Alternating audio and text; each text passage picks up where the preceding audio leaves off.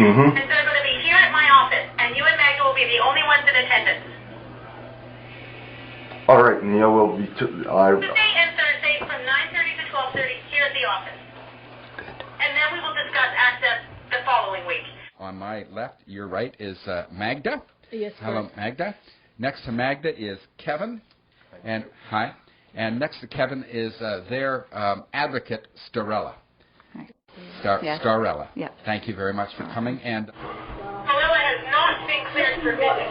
I was clear about that when we were at your house. I said if anybody wants to be a part of the visit, they need to come to me and get a criminal record check and sign a consent. And she has not done so. Because I'm helping her, because I'm so deep into this, and they're saying that I'm a dangerous person. They're telling... dangerous in what way? They haven't said. I've been called a dangerous person, though, that I've been told, and that I'm a liar, and that to get Magda away from me, she told... So they trying to destroy your credibility, mudslinging you and whatnot, right? Yeah, They have told my parents that. They have told my parents that she is dangerous, that she hasn't, in a telephone conversation recorded with Rhonda Bailey, she had said that she had not went through a criminal record check. Yeah, and I chose, I was going to have the paperwork, and I chose that if someone wants to do a criminal record check on me, it's going to be somebody, there's no reason why I should have to be put down or made look like I'm, you know, some kind of a criminal in this case just because I'm helping Magda. You don't have any criminal record? No. You don't have any drugs or alcohol problems yourself? No, and I'd actually like to, I would do a public, I'd rather give a criminal record check to the public and then to actually give them the, what do you call that? Let it be Rhonda Bailey to say, oh, you know, that's her own private information. I'd rather have that publicly. Here you go. But that's... Why didn't you tell me she was there? It seems to me you guys were trying to sneak her in there. No, I talked to Janine. Janine does not have the authority to say who is at visit or not.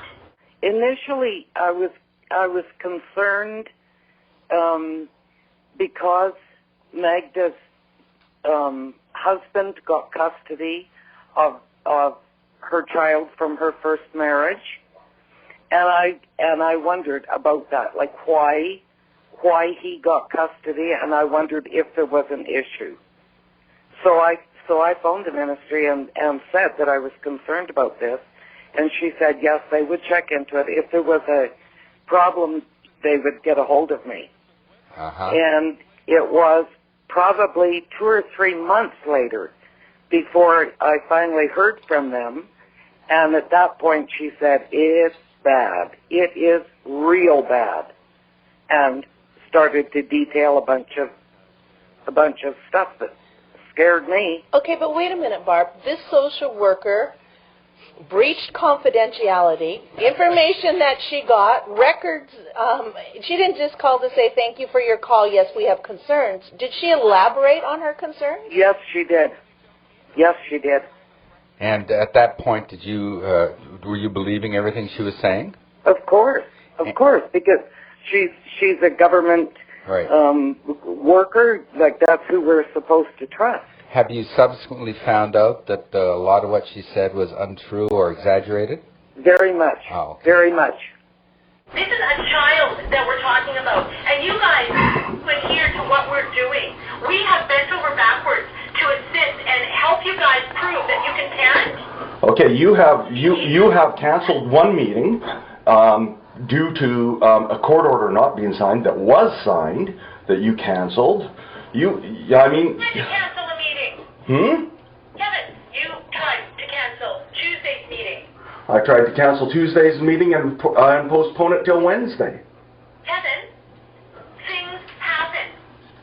Yes, indeed they do, and that is why I did that. I asked for an interpreter to be provided to Magda on several occasions, not only to the social worker, but all the supervisors that were up the line, that I was told to go to the next superior and the next superior and the next one, and everyone that I went to, just the same thing was happening. The interpreter that she did actually get herself through the parent capacity assessment that she paid for herself, and he provided her with a qualified interpreter, which she paid for, and then the ministry, once he wasn't willing to comply to the social worker's demand, and she said that they were the ones paying him, then he was forced out of the picture as well. Initially, when she had gotten rid of him, she had stated concerns with his past. Now, he has went through a criminal record check. He has had that completed, and he has also had, he had also went through and got his, I don't know, it's a certificate to be a court interpreter. So he has. Are you talking about Zygmunt? Zygmunt Janowitz, yeah. Okay. What I am worried about today, and I will be taking this up with our lawyer, is the fact that you guys are just going ahead and doing what you want, when you want, how you want. And there is a child at risk. We have not had time to assess your ability to parent. On that note, Dr. Lawrence has been found to be biased in favor of the MCFD. I will not be accepting him as my psychologist. So then are you paying for it? No, that has not been stated in here who does or who doesn't. We will use who we choose. When she came back in June, that's where I became concerned, was because they said that she had a severe mental illness in the first meeting that I had with Magda, and that she couldn't even be diagnosed. So I went with her to a mental health worker and a psychiatrist that was back in Calgary from 5 years previous. And what I was hearing from them was that the actual mental health worker said he didn't find her to be mentally ill, and he was the one who the social workers got to assess her before she even had her child. They did no psychiatric assessment of her. A psychiatrist came in 2 days after her child was taken, even after the mental health worker. It states in the hospital notes that aside from situational crisis, there was no mental health concerns. Their own expert. Yeah. So their own mental health worker, and then a psychiatrist came in, and under her state of shock, because she wasn't prepared, it states in the notes that she was not to be told that her child was to be taken, and that she was to have no contact with her child. So they didn't even tell you they were apprehending this baby? Kevin, I understand that Starella was at the visit today. Yep, she was. Anyone who goes to the visit needs to be authorized by me. I thought she's a contact person. She is not someone that is authorized to go to visits, and that was clear. No one will go to visits unless it's authorized by me. Is that clear? Just hold on a second here. It right in the court order. It says you, Dad, Okay, just me, hold on. and Starella I'm just going to are go upstairs, supervisors. and I'm going to read out the court order to you. And next week, the visits will be at our office, and you and Magda will be the only ones at the visit. Magda is frightened of what has happened with the one social worker, Rhonda Bailey. She does not want to have her child to have any contact with Rhonda Bailey. She does not want to have any contact with Rhonda Bailey. Of all the social workers that we have come into contact with, she has been by far the most confrontational. Next week's visits we will do, and since you're not ready for the 6 hours, we'll do the 2-3 hours here at the office, and then we'll discuss the 6 hours the following week. All right. And you and Magda will be the only ones in attendance. Okay, and I do expect that whoever's there will be we care. I don't expect... Kevin, you don't get to choose. And I want an interpreter there, too. An interpreter for what? An interpreter for the meeting. He's going to be in contact with the MCFD. I want the interpreter there. Excuse me, but Paul doesn't speak Polish. It doesn't matter. He can learn. Polish. He doesn't speak anything right now. And English to Polish. Deutsches, how's that? We do not need an interpreter. We are going to get an interpreter because it states right in here under... With professionals, Magda has the right to an interpreter. Okay, and it states in the court order that an interpreter will be provided for Magdalena Asbjornis for her appointments with her psychologist, mental health workers, and social workers. You're a social worker. So one subsection B, there will be no. I'm not going to waver on that one at all. Well, we discussed this. We discussed this with Clayton Miller. I actually said to Clayton with you in the room, I said, the interpreter is not going to access visits, and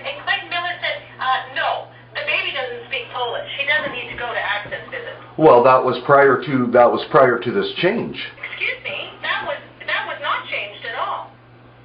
What's The interpreter does not need to go to Okay. access. Okay, I have to talk to my lawyer. I will get a hold of you later. Well, you don't need to get a hold of me. It's a done deal. Visits are here at the office, and they will be 3 hours on Tuesday and 3 hours on Thursday, 9:30 to 12:30. And then we will discuss what access looks like the following week. And in the meantime, I will arrange for a meeting. Okay, and I want to supervise. Who's the supervisor?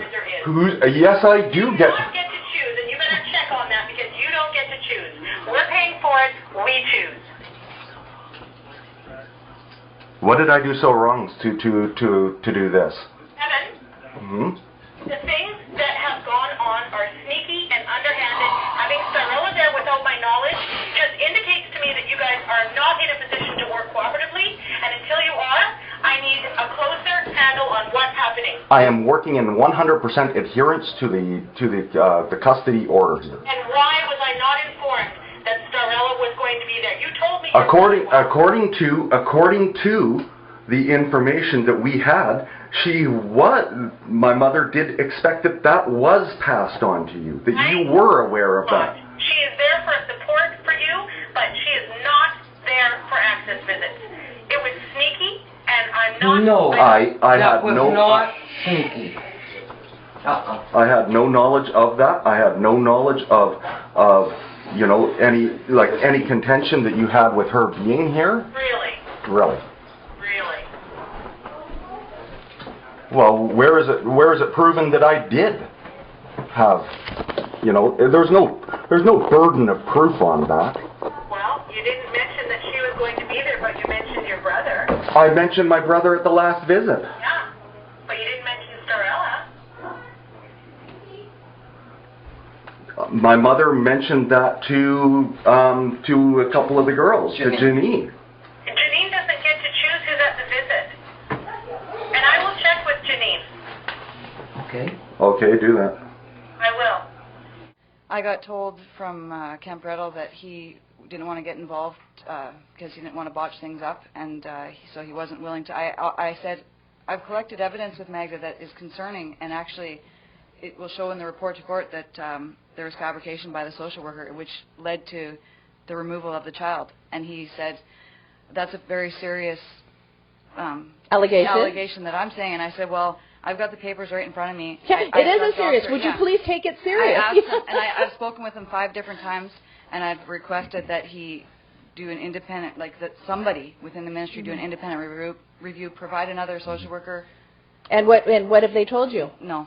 Do you think that these so-called child protection workers are indeed helping this family Not if at all. they are ever in need? Not at all.